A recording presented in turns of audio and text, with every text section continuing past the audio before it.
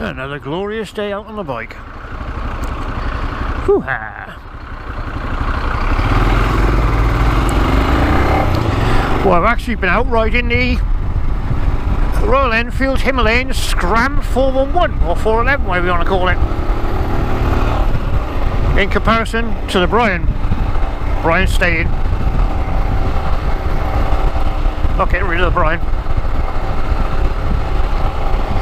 I was just on my way home. I thought I'd take a slightly different route, sort of use up the battery power, as it were. So a thought's crossed my mind. Something I've been seeing a lot of reviews and videos and that about electric motorcycles, and I suppose that is the future at some point. Electric vehicles or something of that ilk. The question I've asked a few times and nobody seems to answer it.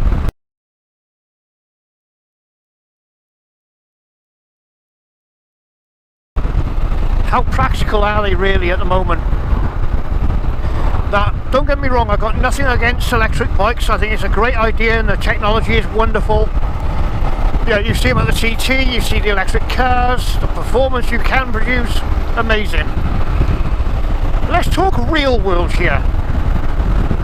This is the question. If you own an electric vehicle, borrow one, whatever, you go on a day out. Now, a normal day out for me, especially if I take like the BMW for example, will be about 150 plus miles, ending up to 300 or 400 miles. So let's say for example I fancy a day out. I organise a route which I've done many times. We'll go Elan Valley, so we're going to go Cardiff to Brecon, Bilth, Ryder, Elan Valley, Devil's Bridge, and then a return journey. Gotta be up around the 250 mile mark thereabouts, which on the BMW would equivalent to technically just over a tank of fuel, because it will do 200 miles to a tank or thereabouts. But after about 150 miles the fuel light comes on, so I tend to fuel up then. And it's a nice day out. You know, we have a good run, varying speeds from crawling along at 20 mile an hour on twisty roads to, shall we say, making safe progress, cough cough, on the more open roads. And it'd be interesting to see how you would do it on an electric bike, because for starters you're going to have to find a number of charge points. Your average I suppose your mileage, what I'm thinking of, your range, that's the word, the range, get there eventually. Your range on the electric bike's not going to be more than about 100 miles at best. Now this is real world now, not facts and figures from a laboratory. And if you're, for want of a better phrase, making progress, you're probably going to cut that down to about 70 or 80 miles. So you're going to do 70 or 80 miles and look for someone to charge your bike up. And you're going to have to do this all day long. So you're talking, say, 250 miles, that's at least 3 charges, give or take. 2 to 3 charges. Well, what if you're in a group of 6 or 7 bikes? As we often do when we have a group ride out. Well, if even 4 of you have electric bikes, and we'll say a guide of 20 minutes to half hours to charge the bikes, each bike. And most places generally have up to 2 charge points. Go on. Wakey, any time today. So anyway, 4 bikes, 2 charge points, half hour piece. So you're going to be sat there for an hour. 2 bikes charge up for half hour, unplug them, 2 bikes charge up for half hour.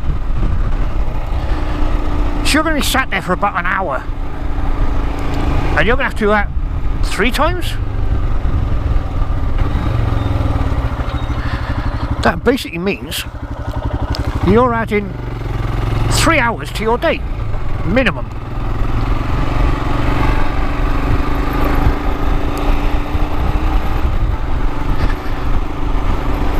That's a long time to add to a long day. I mean, a normal day out is 8 to 10 hours. By the time you know, ride around, stop for lunch, have breaks, let people catch up, that sort of thing. Yeah, I didn't know 3 hours minimum or thereabouts to that day. I personally don't see it being practical. The other issue, of course, is that if you've got 4 of your 6 to 8 bikes are electric, the guys on the petrol bikes are not going to be too happy about hanging around every so often for an hour while you recharge your bikes. You know, it's not going to be much fun for them. So what you're going to find, I reckon, and these are only my opinions, I'm just putting it out there, you know, that you're going to find people on electric bikes will ride together and people on petrol bikes will ride together. You won't have a mix anymore, which kind of ruins the whole point of a day out. For me, a day out is either going on my own, or if I'm in a group, I want to ride in the group. I want a mix of people with a mix of abilities, a mix of riding styles and such like. Mix of bikes. It's no fun if you all go out on the same bike and you're all the same kind of rider. That's not what I want. I want a mixture. I want variety. You know? And if you're restricting yourself to a minority of, or sorry, not a minority, that's the wrong words, a small group of riders who all ride the same bikes, it just doesn't appeal to me. Like I say, I got nothing against electric bikes. I'm not one of your electric's rubbish, no, never have it, stick with petrol, blah blah blah. No, I'm not that kind of person. I'm very practical, I'm a realist. I see how things really are in my eyes. The reality of the situation. How realistic is it to do 250 miles in one day on an electric bike around mixed roads? Not around town or from town to town. But what if you're doing A roads, B roads, country lanes? What you and I would do on a normal day out? How are they going to cope? So it could be interesting. It would be a challenge, I reckon. And it'd be a case of, is it possible? And how practical is it? What do you think? What do you ladies and gents think of that? You know, what's your opinion on electric bikes? I know a lot of people are dead set against them. They're rubbish, they're pointless, stupid idea, you got no gearbox, they're twist and go, you got to charge them up every 5 minutes, blah blah blah. Fine, that's your opinion. Others think it's the best thing since sliced bread, it'll save the world. Hey, that's your opinion too. My opinion is yes, they're a great idea and they probably are somewhere along the lines of the way the future is going to have to go in due course at some point. If not electric, something similar. Same sort of idea. I just don't think that right now, the way things are, they work. I honestly don't think the infrastructure is there. I don't think the technology is there. And looking at the prices, definitely not. You're talking 20 grand for an electric bike, which is the equivalent to, say, I know it, an MT-09. What's an MT-09 cost you? 10, 12k?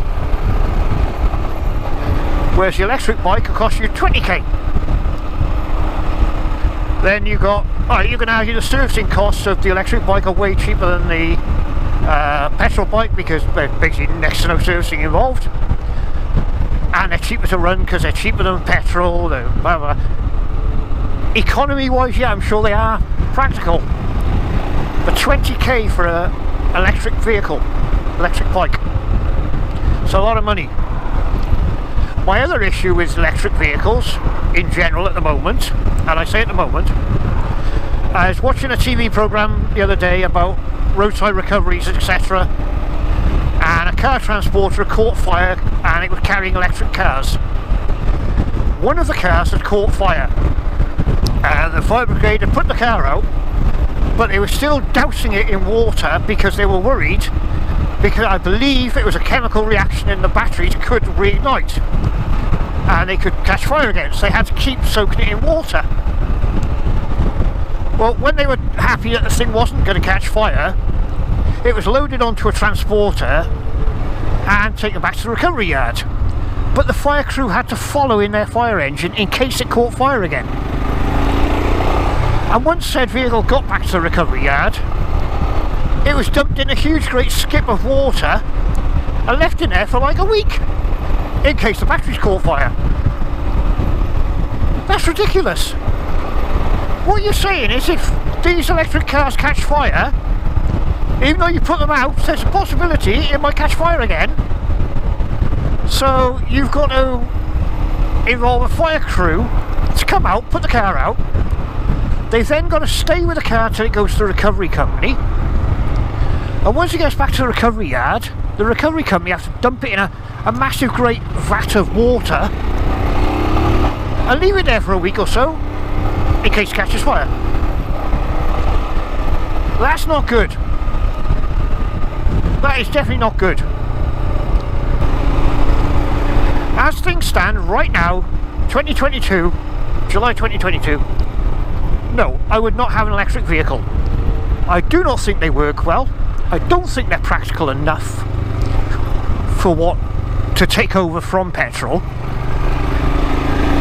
As an alternative to commute to and from work, totally for it. I mean, my commute to and from work is 20-mile round trip. If I bought something with the equivalent performance of the Brian,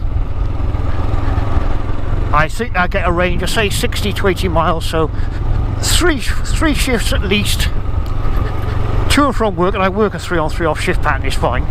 So I could realistically travel to and from work for 3 shifts and then charge the bike up. And the bikes with the kind of performance that the Brian has, they're not that expensive. I'm going to hazard a wild guess you could be talking about 7 or 8 grand. So in that sense, as a commuting bike, even for me, completely practical, and yes, it's possible. It's feasible. I don't want one because I use the Brian outside of work for other things. Well, the electric one probably could do it, but it just doesn't appeal. Sorry. But as far as replacing bikes with electric, petrol bikes with electric, no. In my opinion, not going to happen right now. It won't work. It's not practical in the real world. And I don't think it's going to work. Full stop. Oh, they are turning, aren't they? Yep. So there we go. Again, thank you very much for watching. Share, like, subscribe, all the usual if you wouldn't mind. All helps the channel. And as always, people, be safe, ride safe and have fun. Toodles!